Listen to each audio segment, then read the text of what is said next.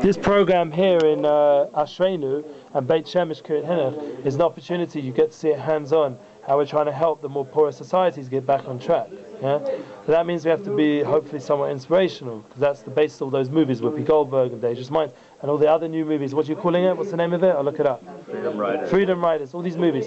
So guys, bottom line, we've got to make these movies live. We've got to try to be inspirational. At least if we can do it to ourselves, to our wives, to our family. Remember, priorities. Eventually, if we're blessed, once we're doing all those things, then we can enter the school world and start to inspire all these inner city kids to believe in themselves.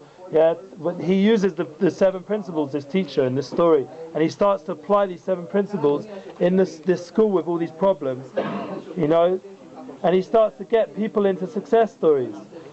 People that never believed in themselves, never ever thought they could accomplish nothing. He suddenly taught them how to prioritize. I know you've been busy today, man. I know that. I need to. You did the matter thing. I need to put the recording. I need to transfer the duty. Yeah, go on. I need to transfer recording duty. One sec. You want to send it to my email? I totally forgot. I need to study for my test when I'm on a test. Oh, you go. Leave it at. Someone record. Yeah, you want to record? Anybody got an iPhone? No more space. Yeah, would you email it to me? You got my email? Yeah. How'd you have it? On my Facebook. Oh, my email's all over my Facebook. Yeah. So here's a card anyway, with my email on it. It's good to keep handy. Now guys, in this story, he was able to constantly connect into all these kids in such an unbelievable way. We can all learn from it. I recommend reading it if you ever get around to this book. I don't want to read the whole thing, it's a long story. But he got girls who were had no belief system, no nothing, and ended up being on the honor, what's it called? The honor roll, because I'm not American, so I know all these names. The honor roll and all this kind of stuff. They went from the lowest to the highest. And that's the bottom line. Through someone applying these principles in his business, in his teaching. But we're right now, and the first things first, let's focus again. We're focusing on ourselves. You're not married yet, so you can't think about your wife. There's definitely preparational stuff you can do, yeah? Meaning, I'll give you an example. Al Pitorah, if you don't go and get with every single girl in the world, then you've got a chance of finding a wife, because you haven't ruined your reputation, you know what I'm saying? And also spiritually, it's not good for a man to, this time Shovim, we talk about it, it's not a good idea just to go around, getting it on. There's a certain holiness that a Jew has that helps you for your future life in marriage. For example, the seed that you use for you to build children, if you can hold on to that, the more holy those children will be. So everything you're doing now is preparing for that eventual marriage and eventual childbearing. Yeah? Shovim is these 6 weeks. 6 weeks from Pasuk Shmos all the way to the end of Mishpatim. Why is it special? So 6 weeks we're drawing out all the sparks that were in Egypt. We talked about it in the Gemara. All the sparks that Adam Rishon, when he fell, the first man, and spilled all these souls into that place, and it became a very low, messed up empire. It was a big problem. 9/10 of Znus was over there. It was called a land of nakedness spiritually, because Eretz Yisrael is holy, and underneath is Egypt. It was called the Eretz Erva. The idea basically, it was a very low place. The Jews went in there to bring out all the sparks that had fallen and got lost there. So as they're leaving Egypt, they're also bringing out all those sparks, and they're getting the Torah, which gives us the ability to fix all that. So this 6 weeks, we have the ability ourselves to attach to it. Parshas Bo, it's the third Parsha. So Shin is Shmos, Vav is Vayera, Beis is Bo, another base is Ba, and Yud is Yisro, and Mem is Mishpatim. That 6 parshas spells out the word Shovavim. Shovavim means Shuvu Bonim Shavavim, return my wayward sons. Yeah? It's returning all the lost children. It's returning everything back to where it's meant to be. That's what a Jewish person is meant to do. We're from the world of Tikkun. We bring everything back to its organization. That's why we have to learn from this guy. He's not even Jewish. He made an amazing book that's organizing your life. And we're sitting in the yeshiva and we're a little bit out of control over here. We have to try and organize ourselves. We have to get into schedule. So let's just continue a little bit with the priorities. What are the big priorities we just mentioned? Spouse, money, yeah, all these things. Yeah. While you're in yeshiva, what would you say a big priority is?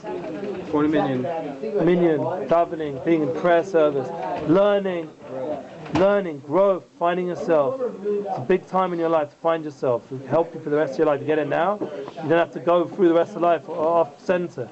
You get centered now, know who you are. That's the idea, it's in a circle, it's centering yourself. What the principles are for life. You get that, Yoram, man? So there's a certain prioritization that we can do now. Okay guys, anyone's welcome to contribute. he gives a lot of. It's quite complicated actually if you look at his graphs, and the idea of security, guidance, wisdom, power, how to apply each thing, the principle center, and you start. You know, because basically what happens, if you make money your center, what kind of life you're going to live? And he goes through each scenario. If you're going to make work your center, if you're going to make women your center, yeah? If you're going to make, he doesn't say you should do that. A wife is good to make a center. Family your center. You have to figure out pleasure-centered person. You start to work out like what kind of person, what's your principles, what's your focus. Yeah, this is a lot to do first, truth is, to do with begin with the end in mind. Because there's a lot to do with working out your values. That's why the mission statement will clarify a lot of this. Yeah? But first things first, then we start getting to a whole system how to apply them. And that's the idea of quadrants. He makes a whole system of basically applying these 4 quadrants. What priority, urgency, priorities, starting to know what's pushing you right now. What do you need to do? Yeah? So let's figure out, you're in yeshiva, what would you say is an important thing? Do you think the schedule that the rabbis came up with is important? Or it's just a bunch of, like I said, loose paper? It's important? Honestly, I'm asking you. Yeah. They made a schedule. They did it to just get you guys to come and then convince your parents to hand over the money? Or did they give it because they genuinely believed the schedule was a good schedule? They genuinely believed it was a good schedule. I think they're quite genuine people running this program, yeah? So they genuinely believe that by doing all these different things as much as you can, obviously we're human beings, we get sick, we get tired, we can't be, angels, but we have to realize that this schedule's a good schedule. Trust me, I've been around yeshivas, this is a good schedule. This is pretty real and it's pretty chilled as well. You get a lot of time to do all sorts of things and develop yourself. The fact that they've even let me come here and do this course is already proof. Because the rabbis here believe in this course, they believe in the 7 habits. They believe in this idea because they see it's helped themselves be able to make yeshiva like this. Yeah. So guys, definitely one thing would be to go over the schedule of the yeshiva as a pretty important thing, what you're doing in this year, and try to think like, what can I be a bit more committed to? How can I prioritize my schedule? If I'm going to watch 20 movies a night, obviously then the whole night, which it doesn't talk about after 10 o'clock, is basically, if I'm watching movies till 5 in the morning, so then I've got to sleep 2-3 hours before I can then do a whole full day. That's not so likely, is it? Practically, yeah? If you've got jet lag, fair enough, or you've got like some important phone calls to make that you've got no other time. There's all different reasons you can come up with, but night after night after night to watch 20 movies, I know I'm being silly, but say 5 movies, yeah?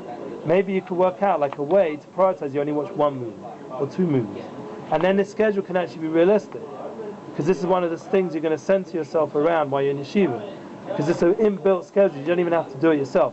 When you're older, you're going to have to make your own schedule, and we're going to talk about that. Sam, remember we want to talk, he asked me a good question, I hope you don't mind me saying it publicly. He asked me a good question, what's going to be after yeshiva? What's going to be after I don't have the schedule, I don't have Midnight Rabbi, any other, I'm not going to say holy, they're holy, but any other people around pushing you to keep focus. What are you going to do? You're in uni, you're in work world, you're going to pray, you're going to daven, you're going to learn a little bit, open up a Chofetz Chaim for 1 minute, yeah? If you're lucky, that was like the one time the whole year. Could be. Rabbi once was told a guy, he said, I want to learn like 3 to 5 hours a day. And and at one point it's like 8 hours. It's like going into this whole thing. The rabbi said, if you can do 5 minutes a day when you're back in that world, that's a big success. Yeah?